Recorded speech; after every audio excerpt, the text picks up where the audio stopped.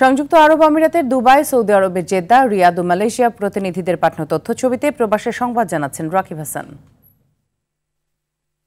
মর্যাদায় পালিত হল শহীদ প্রেসিডেন্ট জিয়াউর রহমানের ৪৪তম শাহাদাত বার্ষিকী। বাংলাদেশ জাতীয়তাবাদী দলের উদ্যোগে এই আলোচনা সভায় সভাপতিত্ব করেন আমিরাত বিএনপির আহ্বায়ক কমিটির সদস্য ও দুবাই বিএনপির আহ্বায়ক রফিকুল ইসলাম। এস এম মোদাসের শাহর সঞ্চালনায় এই আয়োজনে আমিরুল ইসলাম চৌধুরী, মাহে আলম, শামসুন নাহার স্বপ্না, করিমুল হক সহ নেতাকর্মীরা উপস্থিত ছিলেন। অনুষ্ঠানে আগত অতিথিরা জিয়াউর রহমানের আদর্শ ও নীতি অনুসরণ করে সমৃদ্ধ ও গণতান্ত্রিক বাংলাদেশ গড়ার প্রত্যয় ব্যক্ত করেন।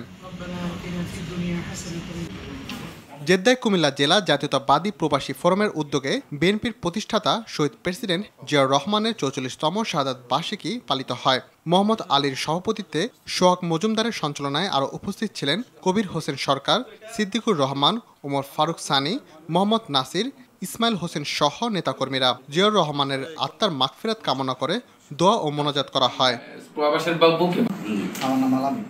সৌদি আরব রিয়াদে প্রবাসী চাঁদপুর জেলা বিএনপির উদ্যোগে শহীদ প্রেসিডেন্ট জিয়াউর রহমানের ৪৪তম শাহাদাত বার্ষিকী উপলক্ষে দোয়া মোনাজাত অনুষ্ঠিত হয়। প্রবাসী চাঁদপুর জেলা বিএনপির সভাপতি ফখরুল ইসলাম বিলাসের সভাপতিত্বে প্রধান অতিথি ছিলেন পূর্বাঞ্চল যুবদলের সভাপতি মোফাজ্জল হোসেন স্বপন, সাধারণ সম্পাদক মাসুদ হোসেন ও আব্দুর রাজ্জাক গাজীর যৌথ সঞ্চালনায় প্রধান বক্তা ছিলেন রিয়াদ মহানগর বিএনপির সভাপতি বশির সরকার।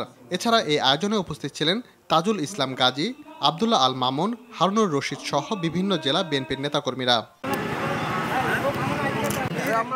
শহীদ রাষ্ট্রপতি জিয়া রহমানের ৪৪তম শাহাদাত বার্ষিকী উপলক্ষে অসহায় দুস্থদের মাঝে খাবার বিতরণ করেছে মালয়েশিয়া যুবদল। কুয়ালালামপুরের চৌকিট এলাকার সামনে খাবার বিতরণ করা হয়। এ সময় সার্বিক তত্ত্বাবধানে ছিলেন মালয়েশিয়া যুবদলের সাবেক সাধারণ সম্পাদক ও সভাপতি প্রার্থী মোহাম্মদ মিনহাস মণ্ডল।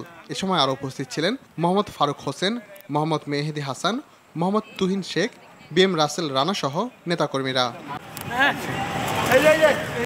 রাকিব হাসান, RTV।